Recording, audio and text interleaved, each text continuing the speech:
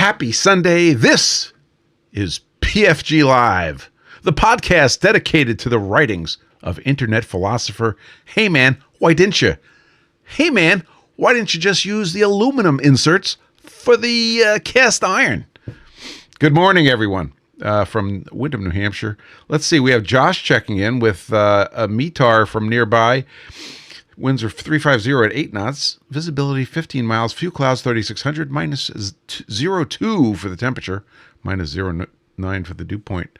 Welcome aboard, sir. Evils says something interesting, but it's normal.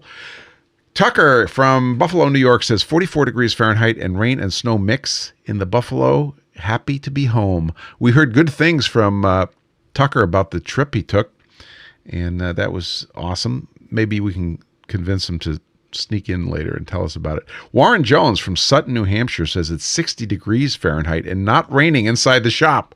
That's a plus. Winds are 0 from no direction, and the comments are unrepeatable. The most important report we're going to get of all is Dale from Edmonton, Alberta, who reports 12 degrees science, and it stopped snowing, and it's time for flip-flops. That's how you know winter is over. Don't tell anyone. Josh says nothing important. Who else is here? CJ Stevens is here. He says it's 55 and nasty in East Tennessee. Welcome aboard, sir. Carl Tauber from the People's Republic of Rhode Island says it's 51 degrees and raining. Let's see. Legend of Strider. 11 degrees science from Glasgow, Scotland. Welcome aboard. Cloudy, but sun shining through. Nice to see you. Kevin Blodgett is here, 63 degrees and partly cloudy in Portland, Oregon. Steve S., Red Barn Machine, welcome aboard, sir. 46 degrees Fahrenheit, damp and overcast in Cochranville, PA. Nice to see you. Proteum Machining, welcome aboard, sir. He says it's 83 degrees Fahrenheit and 12% relative humidity in his filament container. In Arizona. Welcome aboard, sir. Nice to see you, Dylan. We got a good crowd today. Over in the Discord, we have Warren Jones, DBX, Evils, Dale, Josh, Carl Tauber, Eric Moore, Proteum Machining, Tucker, Steve S., Kyle Kirsch, Scott, and now Tim. Welcome. And on the YouTubes, we have a whole bunch of you. CJ Stevens, Carl Tauber, again, the Legend of Strider, and Kevin Blodgett. Hi, guys. Here in Windham, New Hampshire, it is presently 46 degrees, 87% relative humidity, and the winds are out of the north-northwest at 14 miles an hour. And it's been a busy week, I have to say. Yeah, we are at 0 atoms. There are 4 lights. But no atoms. We're out of atoms. Maybe somebody can call some atoms up and get them in here. So last week was very busy in all sorts of weird ways. I had a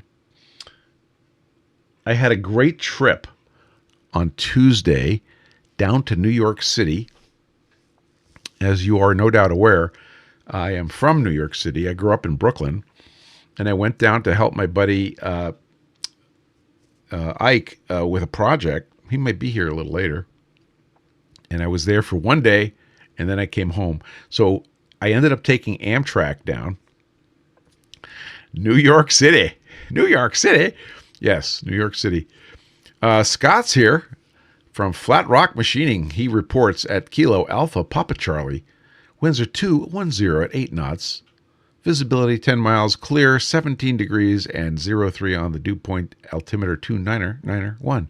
Tim's here. Welcome aboard, Tim. 15 degrees Charlie and overcast in Bretten, Germany. Welcome, sir. Or should I say, willkommen. Did I do okay? I don't know. Yeah, so New York City via Amtrak out of the Boston area. And that was the way to go. Yeah, I know. I heard it. As soon as I read what you wrote, CJ, New York City, I heard it. It's okay. We're on the same page. Yeah, I could have driven into New York City, right? 5 hours, whatever. Where do you park when you get there? And that is not trivial. So then I said, okay, I can either drive to Stamford, Connecticut, and then hop on the commuter rail and go into the city. That's 3 hours of driving. Or I could drive for 1 hour and get on Amtrak's Acela and, spend 3.5 hours on the Acela and be in Penn Station. And that's what I did. And it was a good choice. It was a really good choice. And then had a busy day. But the most important thing of all, and if you follow me on any of the socials, you will know that I'm getting you a picture here for those of you fortunate enough to be watching. There we go. I went to Katz's Deli for lunch, and I'll tell you what a great experience. If you get a chance to do that, go to Katz's Deli. It is an absolute joy. So you get in line and you get in front of these folks known as cutters, because they're literally slicing the lunch meats right in front of you. And there's a picture of my cutter, and he was slicing up the pastrami. And the best part about it is you get these samples. So you're standing there, and the cutter gives you samples to try, and it was delightful. Here's a picture of yours truly, taken by Ike, and I was busy sampling. I couldn't help myself. Here's this is hard to see the whole thing, but this was a pano shot that I took inside of Katz's, and it was glorious. So much character and so many characters, and there you go. So that was the trip. Lots of work done, and happy to have been able to do it. So let's see. Carl says Route 128 or South Station. Route 128, Carl. So South Station is downtown Boston, but Route 128 has a really nice parking garage. It's sort of the best kept secret. No problem getting parking, very comfortable, and off we went. And if you do choose to use Amtrak for this sort of stuff, make sure you have the Amtrak app. And then if you use the Route 128 station, make sure you have I can't remember the name of it. I think it's called Pay Here or something like that. There's an app for paying for your parking, and there you go. So that was on Tuesday. A bunch of client work this week, and a bunch of 3D printing. So before I left, I had 3 3D printers working for about 3 days to get a bunch of work done for a client. And the 3D lab was looking mighty fine. Let's see if I can get you a picture of that. Where's the 3D lab? So the 3D printing lab got a final setup with, I can't find that, with the AMS for the last H2D printer. So the number 3 H2D printer now has 2 AMSs, as is proper. It now has a connection to the low flow air drying system, and everything is skookum. So the current state of the lab is now 3 H2Ds and 1 X1C. And as an added feature, this podcast will not review the X2D. You're welcome. So today we got a few things to cover. But first, we'll give you the report from the Flat Cave. Come on, Robin. To the Bat Cave.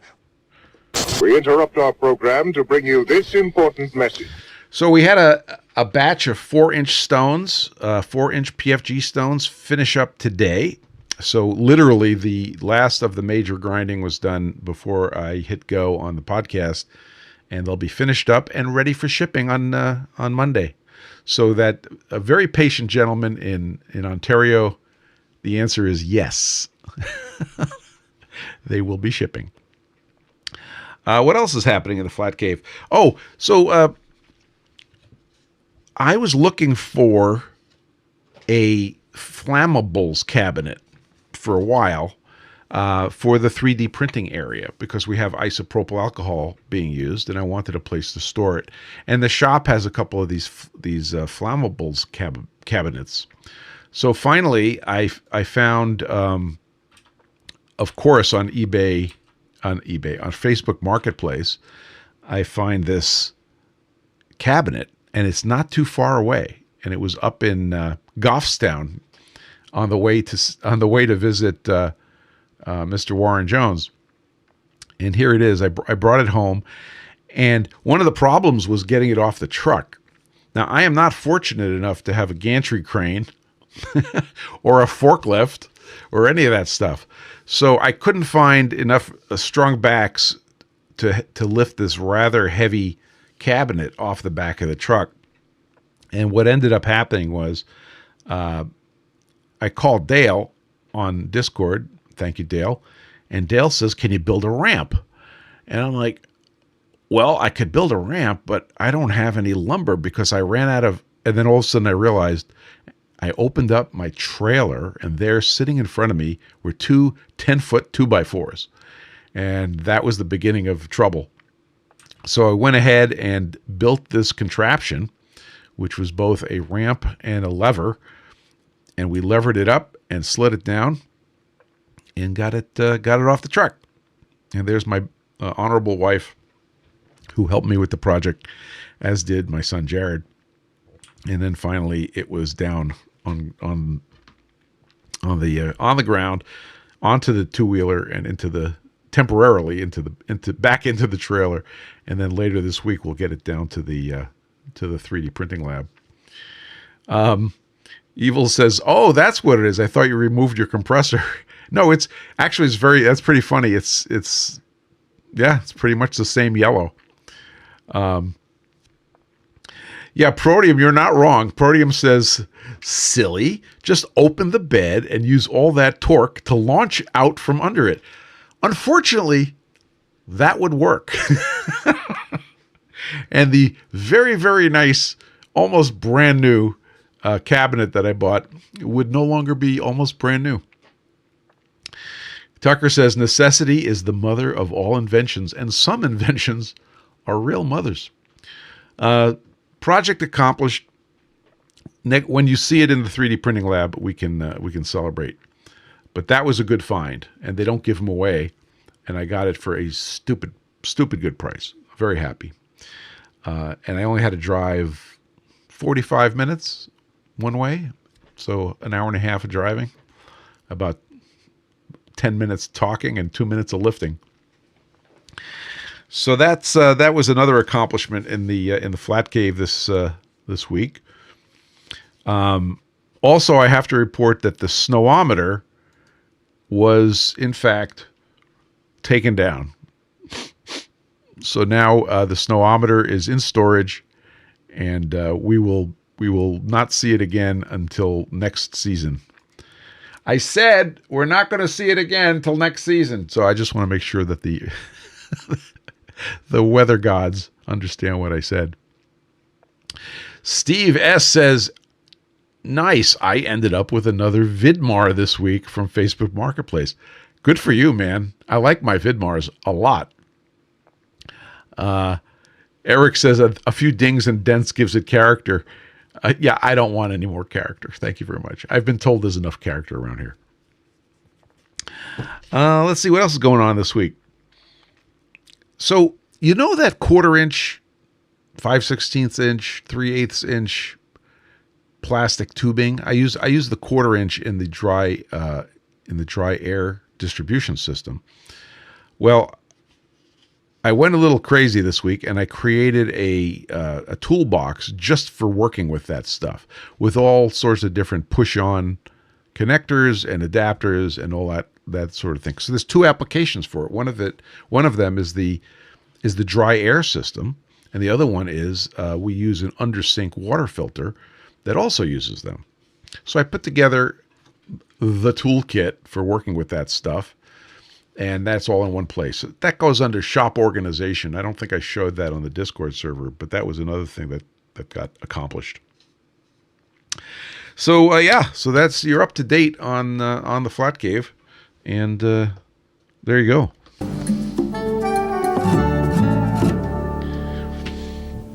Nothing major in community notes. Nobody sent me any updates except for Tucker, who had a great time at the event Summit. Was it Summit on the Summit? Do you want to give a brief report, Tucker? Because you can. You just let me know. You just raise your hand and we can do it. But you have to search Tucker's. It's Tuck's Garage. Look for his Instagram channel and look at the photo of Iron Man going down the slope. It was awesome. Oh, Protium was there too. Protium says probably the best manufacturing event I've been to. Wow, that is strong praise, man. Kyle was there. Everybody was there. Maybe next year you could drag me. I don't know. Actually, next year you probably can drag me, except I won't go down the slopes. So a bunch of our guys were there and had a good time meeting each other, and that is fantastic. So I'm looking forward to hearing more, and I'm sure there will be some videos available. Yeah. Any other community notes that I'm missing? You just jump in on the chat. So if this is your first time here, first of all, welcome aboard. We do this every Sunday, except when we don't. And if you're following us, you can. If you're just watching this on video, you could join us live on YouTube Live and join the chat, or on our Discord server and join the chat. And our Discord server, if you want to join our Discord server, it's pfg.gg/discord.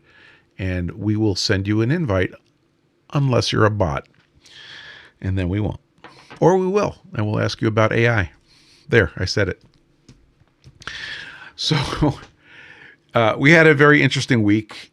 I spent time doing some programming this week and had some successes and some failures. And it led me to thinking about, here's a picture of one of my failures. So this is software that I've been working on to run the hygrometers, which we've now dubbed the Hygromancer project. And the hygrometers are what feed into the Home Assistant. Eric says, "Can you hold up 3 fingers to your face for me, please, so I know you are not AI?" Yeah, sure. That ought to do it, right? Okay, you're all set. Don't ask me which one was missing. Oh, man. So it's been fantastic coding with Claude.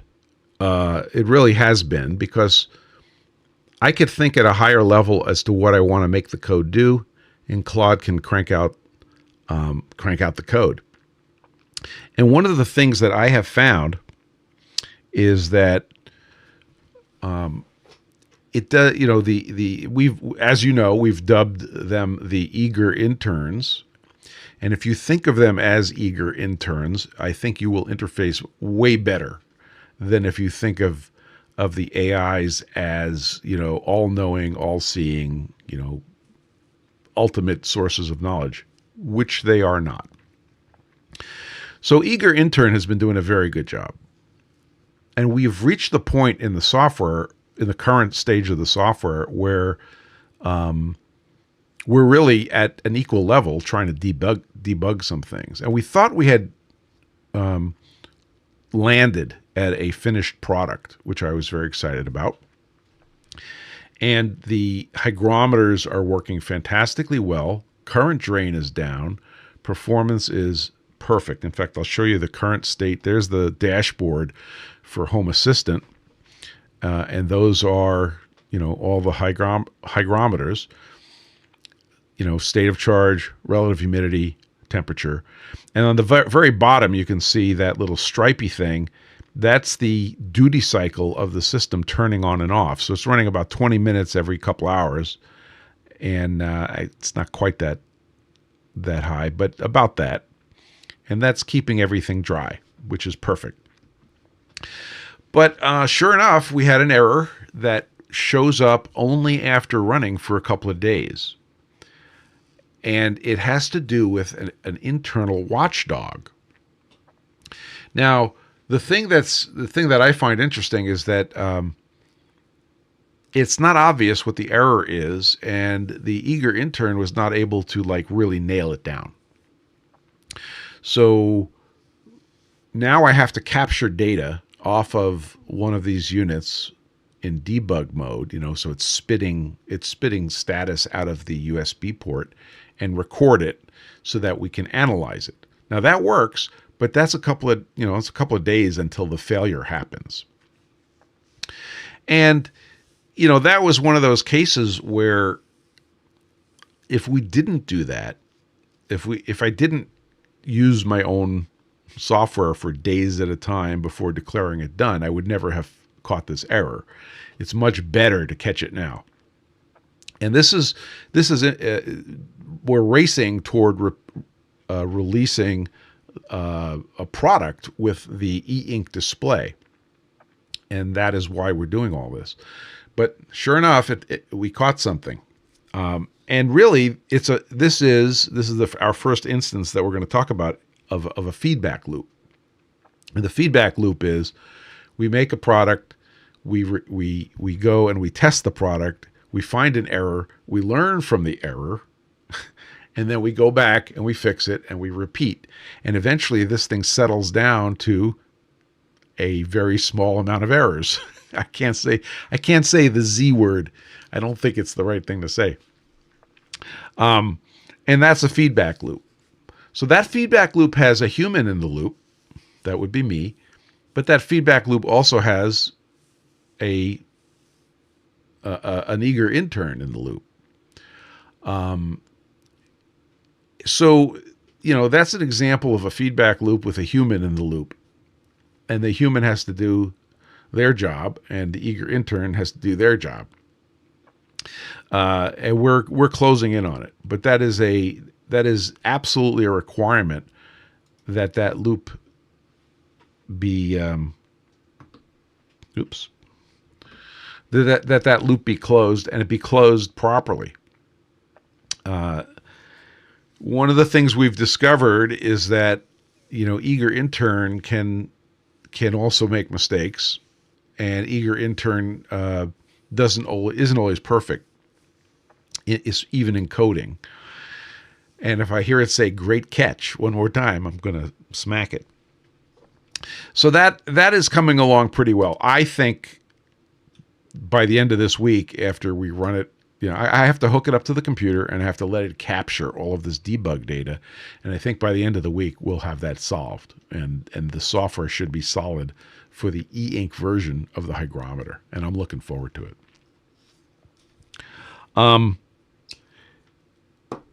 So I want to tell you a story of years and years ago, another human in the loop story, which was not a success.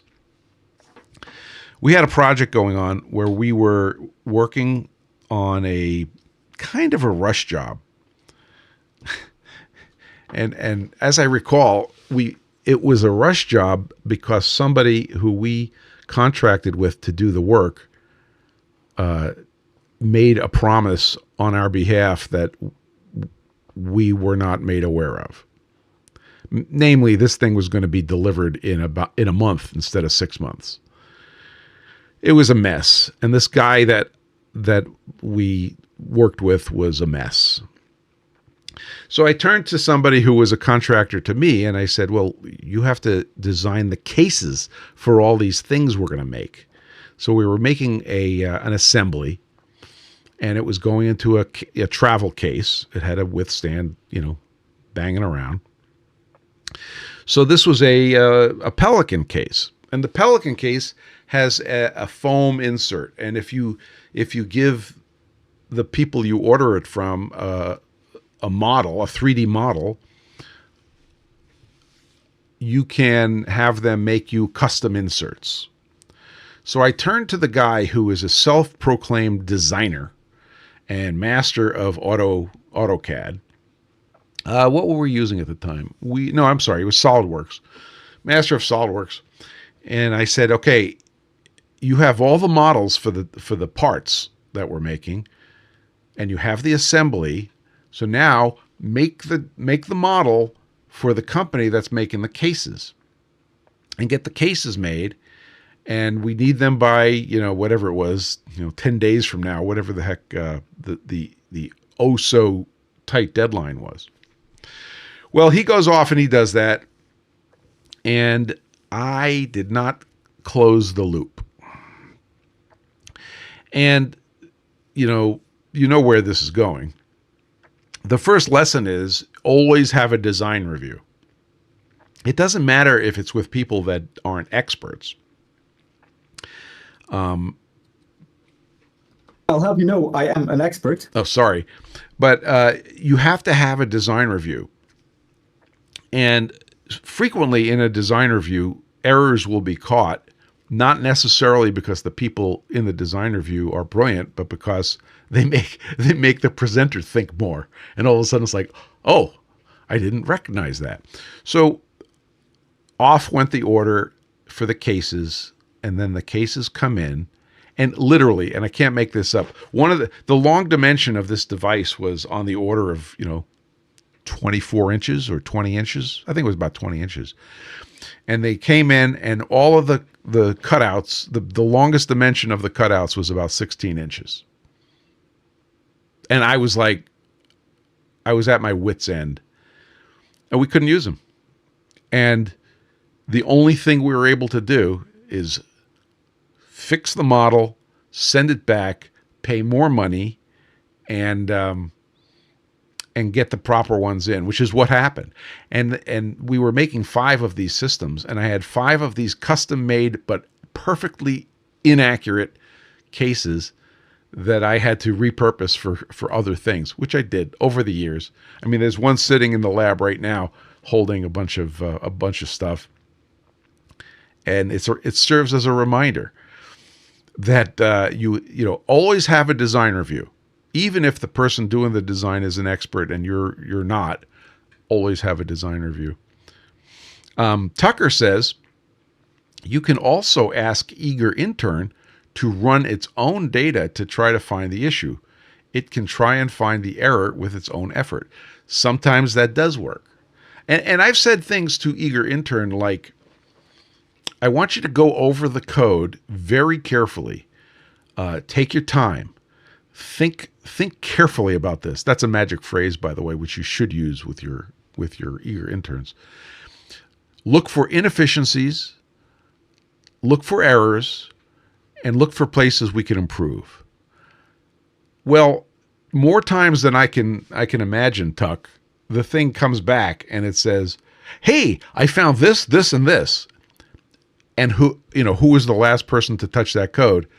It was Eager Intern.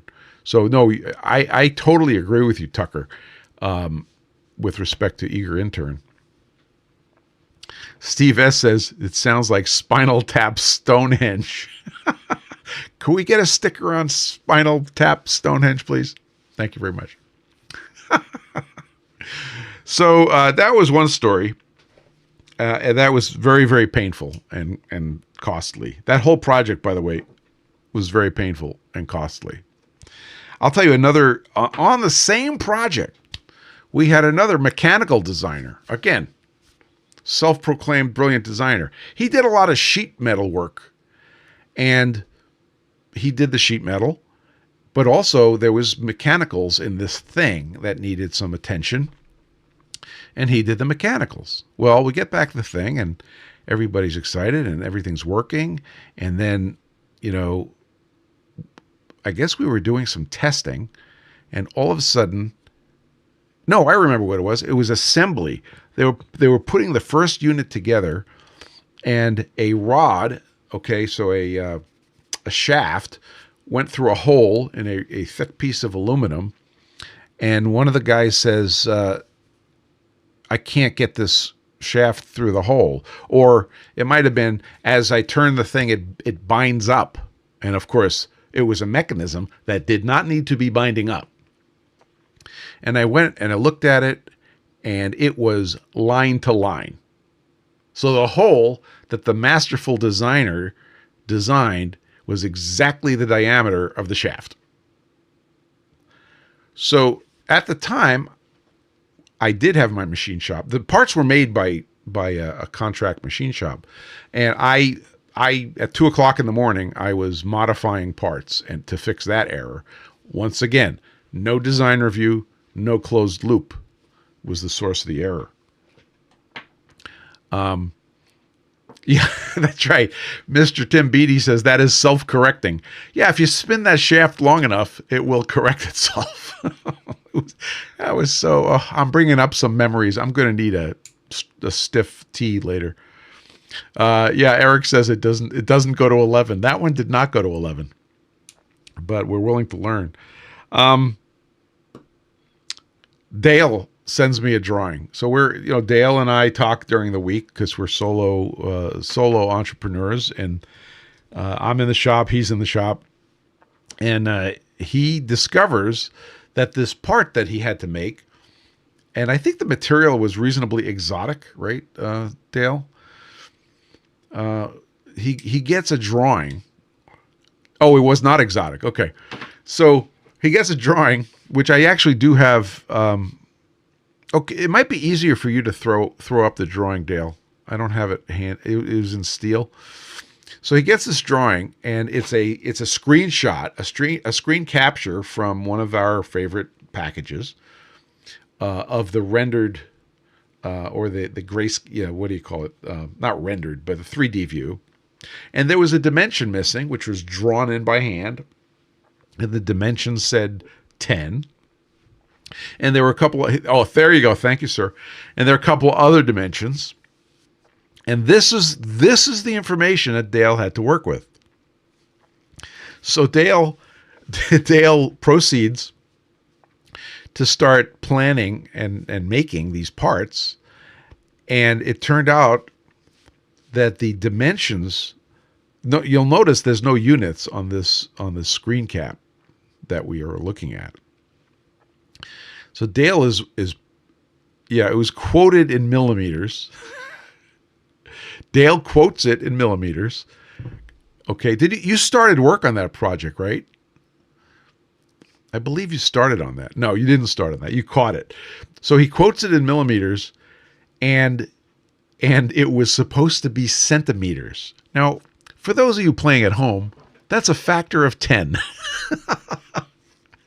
So this thing was supposed to be 10 times bigger than Dale was off as starting to plan to manufacture these things. And I believe it was a communications between the two parties where Dale said something like, yeah, there it is. He basically says he had some round stock that he was going to use, and he stated the dimensions of the round stock, and his customer said, whoa, time out. That's not big enough. And they caught the error, right? So they had sort of a lucky closure of the loop, and they caught the error and didn't end up, in the weeds. Always good to have a design review. And if you're a customer, this is something that I've learned. I hope I learned. If your customer gives you a back of the envelope sketch, gives you a napkin, a napkin drawing. And something I've learned from running the shop is that you'll get a lot of people coming to you with napkin drawings because they're good at knowing what they want, but they're not good at making a drawing that's appropriate to hand to your shop. So you will tend to get a bunch of those. Yeah, Mr. Tim Beatty says that's a factor of 1,000 by weight. Yeah, that was about right. Which is also a factor of 1,000 by cost of metal. 3 orders of magnitude. So Proteum says, can't wait to start getting all the vibe drawn CAD models with impossible geometry. Yeah, it's coming. It's absolutely coming. So what do we do? What do we do when that happens? We're going to close the loop. So we get the napkin drawing, and Proteum knows because I sent him a bunch of napkin drawings, right, Proteum? Proteum did some work for me, which was molto bono, and it was great. But you send Proteum the napkin drawing. Proteum is going to bring that into CAD. He's going to draw it because he has to, because he's got to generate his CAD output, his CAM output for the machines. And oh, there we go. Proteum says, I use the Proteum bot to kindly reject or modify all the AI CAD models. I love it. So you make the drawing and you send it back to your customer and you say, please review this. And most importantly, and I know Dale does this, please sign the drawing. In other words, here, thank you for your napkin. Here's a proper drawing, which I needed to make before I made you your parts. Is this correct? And if it is, please sign it and send me a copy back. So now you have a signed copy of the drawing and you can proceed. If later it becomes a disaster, you have a signed copy. Say, no, this is exactly what you asked for, and that's exactly what I meant, what I made. And it doesn't mean you have to be a prick about it, but it does mean you're not going to lose $50,000. That was not a random number. Evil says, many years ago, somebody came to him with a redesigned stage light with self-intersecting lens surfaces. Yeah, that'll work. Close the loop and have a reference. So Kevin, we're going to get to that later. Well, maybe we'll get to that now. Another loop that needs closing is quoting.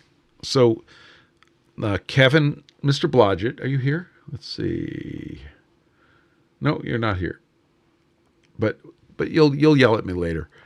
We were having a discussion on our Discord server, and Kevin says work is coming in at a very rapid rate. We have a very nice channel for those of us that are self-employed, so we're able to deal with issues like this. He says, I'm starting to get more work than I can handle. What should I do? That's your input to the feedback loop, right? And a whole bunch of us said the same thing. Raise your rates. I'm a consultant. I want to control how much work I do. I raised my rates. We advised Kevin to raise his rates. What does that do? It does a couple things. It will, in fact, self-regulate the number of projects that you get, because some people don't want to pay the money, and you will get fewer customers. That will lower the demand on your time. And strangely, it may not lower the amount of money you make. In fact, I have found that as you raise your rates, you make more money. Shocking. So that's what happens if you raise your rates and all the work goes away. You could always lower your rates. And that's called a feedback loop. So you have to figure out how much income you want, how much work you want, and you can use one of the controls, not all of the controls, but one of the knobs you can turn is what your rate is. And we all recommended that he raise his rates. Proteum correctly says half the work at double the price is the same money as what you're doing now. And the other thing that happens, there's a piece of magic that happens when you raise your rates, is that you get twice as much trust. Like you get considered to be twice as much of an expert because your customers are paying double. But that is a primary control for the feedback loop of, I want just the right amount of work. And that is highly recommended. So those are some examples of fixing the loop. But, when there's a human in the loop, you really need to be careful, and you really need to have a double check to make sure everything is going the way you want. Yes, good point. So Proteum says, just flat out saying no works wonders too. It's wild how many people want to work with the person that told them no. I have this going on right now. I have my card right here. You guys have seen this before. This is my reminder. I have to use my no card. And I get a call a couple of weeks ago, and I said no. I said I can't take you on. And they kept talking and told me more of their story, and I'm like, oh man. So I weakened, and I said, look, here's what I can do for you. Here's what I can do for you. I will give you, I will give you my opinion. I will give you guidance. I will not pick up a shovel. I'm not going to fill the back of the truck, but I will tell you and your folks how to fill the back of the truck. That's all I can do for you. And here's my rate for doing that. Not a low rate. And they were okay with that. And that's okay. Now we're both happy, and I can fit them in. The nature of the project was sufficiently interesting that I took it on. When you're starting in business, you want to say yes to everything because you don't want to starve and you don't want to not be able to pay the rent. And I get that. But that feedback loop, you have to decide where you're going, and you have to compare the what the results will be with, does it match with where you want to go? And if the answer is no, it's no. And you have to move on. So let's talk a little bit about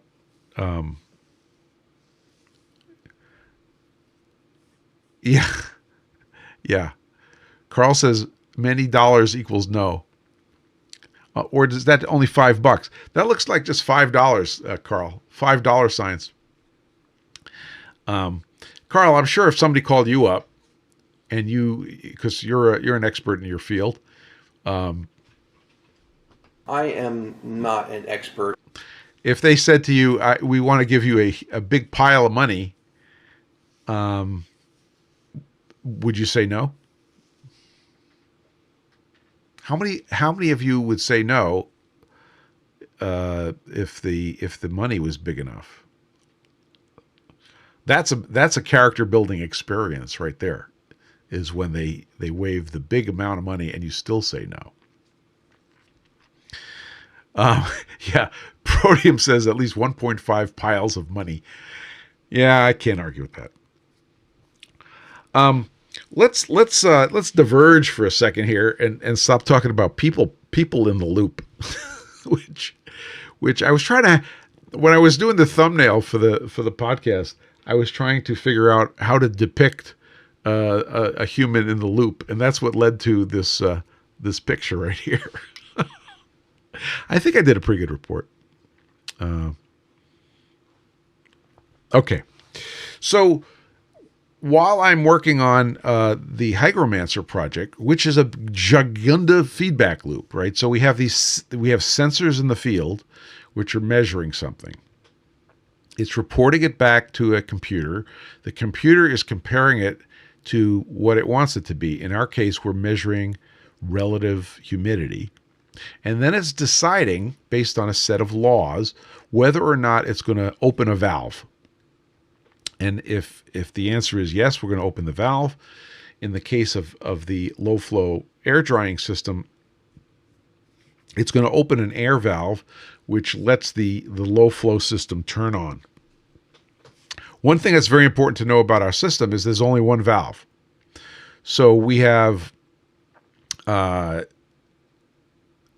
outputs from the manifold that valve is controlling. So those 7 outputs go to the 7 AMSs. And here's the rules. I know I've told you these before, but I'll for the new folks. The rule is if anybody is above 15% relative humidity, turn the system on. If everybody is below 14% relative humidity, turn the system off. Does anybody know the name of that strategy? That 15% or higher, turn it on. 14% or lower, turn it off. What's in the middle? What do we call that? Come on, you could do it. Yeah, that is one name for it. Dale says that's called a dead band. Proteum says it's a null band. Good. Yes, okay. Mr. Tim Beattie says it's hysterical. And actually, that's what I was looking for. Good. So, actually, Mr. Tim Beattie says,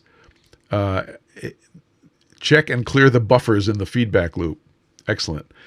So, yeah, it's hysteresis. It's hysteresis. You have to, it's the same as when we were talking about magnets. Sorry, Unix. And how you needed more energy to turn the bar magnet on the rusty hinge, and then you needed to turn it the other way. It's the same thing, okay?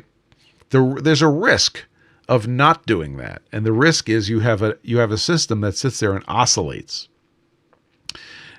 So we do that, yet we have a system that oscillates. So the system oscillates because it's supposed to oscillate. It's a binary system. Mr. Tim Beattie also says Schmidt trigger. A Schmidt trigger, correct, in digital electronics is an implementation of hysteresis to keep noise out of a digital system. Proteum says it's time for a PID. I have that on my list. It's not a big deal because what happens is the output is either on or off. It's either open the valve or close the valve. So we don't have any superfine control. And it turns on, like I said, when the system is stable, it turns on about once every couple hours, and it turns on for 20 minutes, and life is good.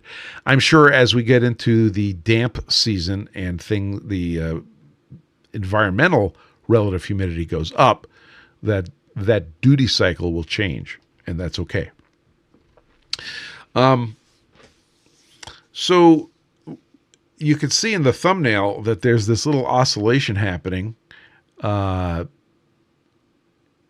see if I can show you. Here's a bigger picture. And this oscillation is around, you can see it's oscillating around 15%, which kind of makes sense. One of the things that I was concerned with, and this picture, by the way, is taken from an empty AMS. There's one spool on the far right of this AMS. And if you look into the lid of the AMS across to the back of the AMS, you're staring right into the input from the low flow air system. So when I saw that graph and I thought about what was going on, my picture was that the low flow air was pointed at the hygrometer, which was directly across from it in the empty AMS. So I decided I would make a diffuser.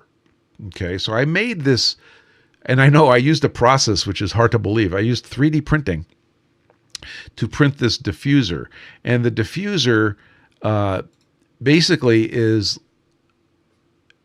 a cap that goes over the nut on the inside of the AMS, and it has a dozen holes that are radial. So the air comes in and immediately goes out these 12 radial holes, so it's not blasting straight across the cabinet. And that was my theory of why we were getting some of the oscillations, because the spools were not there. And in fact, I don't have any pictures to show you this, but in fact, it reduced the magnitude of the oscillation. It did work. It helped, but it didn't end it because if you have a damp environment and you're going to turn on a dry flow, you're instantly or relatively quickly going to have that flow drop.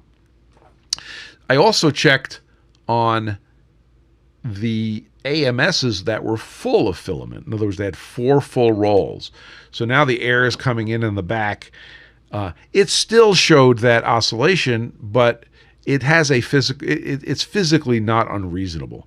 However, I still liked my diffuser, and I put it in all the AMSs. I'll just keep using it because I think it's an appropriate thing to do.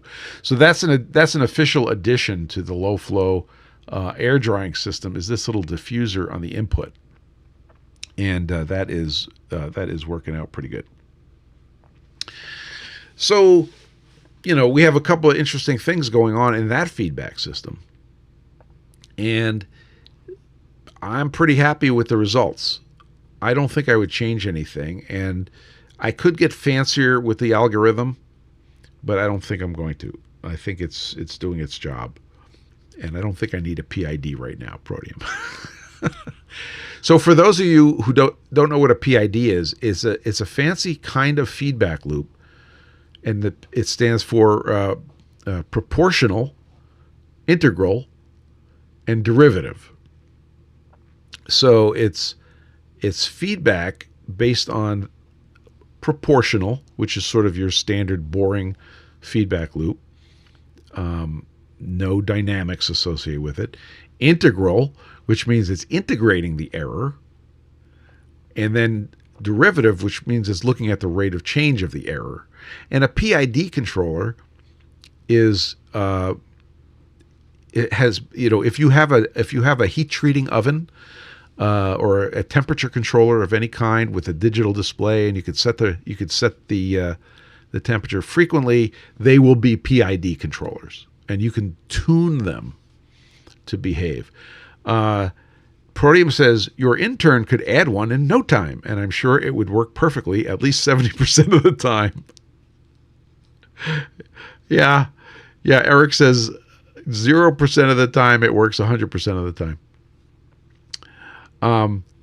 Dale correctly says that PID is the servo control in your CNC machine.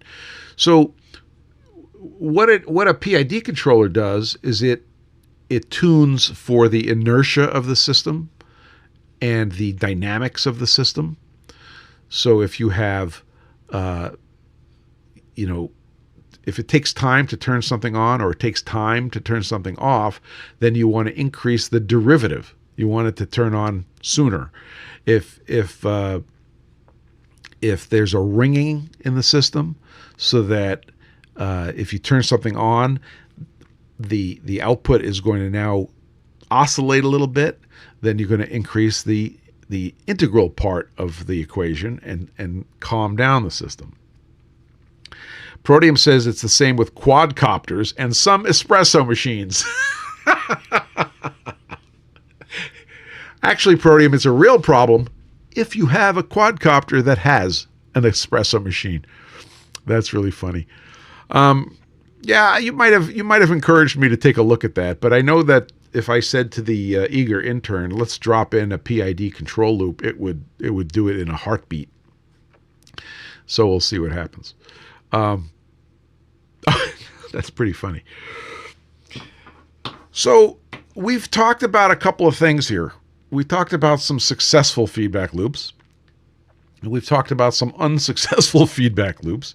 But the most important thing we talked about is the difference between a feedback loop that has, unfeeling hardware around the loop, be it electronic or mechanical, and humans in the loop.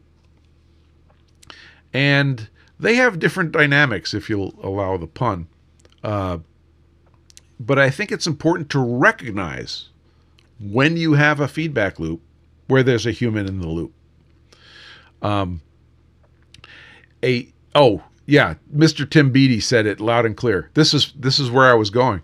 An aeroplane's autopilot is a really good example of both a PID controller, but also a unfeeling, unthinking system in the feedback loop is an autopilot. And then, by the way, it's the best thing ever to have one. And when you don't have an autopilot, you have a human in the loop. And when you have a human in the loop in an airplane, especially an inexperienced one, and especially on landings, you can have something called, anybody know what I'm about to refer to? Starts with P. Come on, you can do it. There's pilots out there. Yes, Evil's got it. Nice job. Carl got it. And Josh almost got it. Easy, guys. So it's not a P crash, and it's not a puckered ass. It's a pilot-induced oscillation, because you're coming into land and you're unfamiliar or a little timid, and you pull back on the stick to slow down, but you go up. And now, oh my gosh, I went up. So you push forward. Now you're going down. Don't hit the ground. Pull back. And you get this oscillation. Okay. And that's called a PIO, pilot-induced oscillation. And we want to turn up the integral and turn down the derivative on that particular operation to get that sucker tuned in. So start. Oh, interesting. Proteum says you see it in motorcycles also, commonly called a tank slapper. Fascinating. Well, I want to hear some stories about that, Proteum. Not personal stories, but I didn't know that was a thing. Very interesting.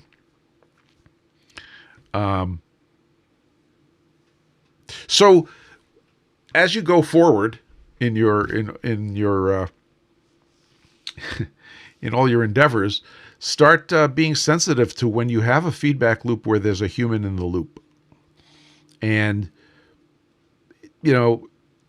sometimes you could observe it and it's glorious, or sometimes you could observe it and say, this person needs a little assistance.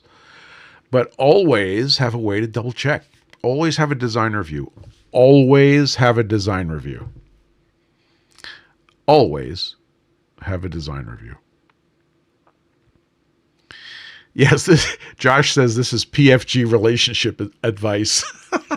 That's right. Before any important relationship, you should come on the Discord and tell everybody about it, and we'll give you advice. I promise.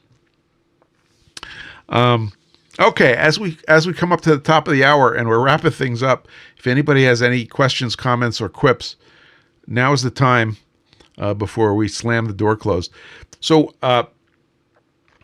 we're missing a couple of people that are regulars today. We're looking forward to seeing them come back. And we're looking forward to seeing you come back. In the meantime, if you need something flat, head on over to PFGstones.com and get yourself some, I know this is a shocker, PFG Stones. Also, if you need a balancing stand, if you are a grinder guy, let's say you bought a grinder in the last year or two, and you're sort of maybe new at it, maybe don't have the thing completely figured out, and that when you hear the words balancing your wheel does not trigger pleasant thoughts, or maybe it triggers confusion, or maybe you've heard the old saw, oh, small machines, you don't have to balance the wheel. Okay, if any of those are true, you need to head over to pfg.gg/BAL. I think that's the one. You'll find it, the balancing stand page, and learn about balancing your wheels. And I have created a wheel balancing stand that's inexpensive, and balancing rings that are inexpensive that can get you into balanced wheels, making much better surfaces than you had previously thought possible. So head on over to pfg.gg/BAL and you will find it. Yeah, so Mr. Tim Beatty says Keith Rucker needed a balancing stand a few weeks ago and a time machine. Yeah, let's not talk about the time machine. Balancing your NSK grinder wheels. I wouldn't mind doing that, I'll tell you. So, yeah, Evil says, don't need to balance small machines? My knockoff Dremel disagrees. So my argument about small machines is that they also have small spindles, right? So the spindles, everything's made of rubber. Do we all agree with that? I think we could all agree with that. The small spindles are also less stiff than the big spindles.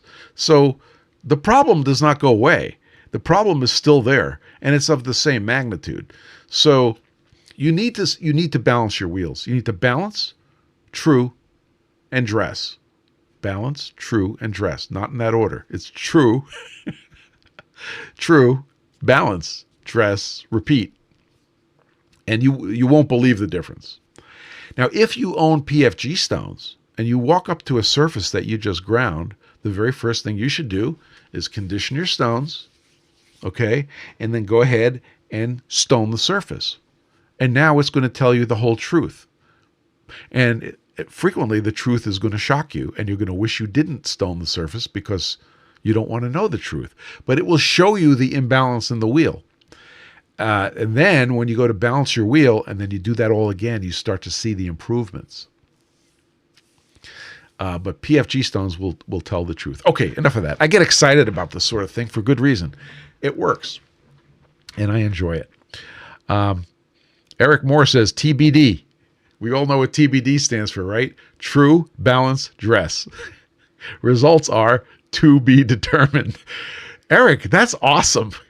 Very nice. I think we need a sticker on that. We'll get our sticker department on that. Good job. In the meantime, get flat, stay flat, and we look forward to seeing you guys next week. Have fun.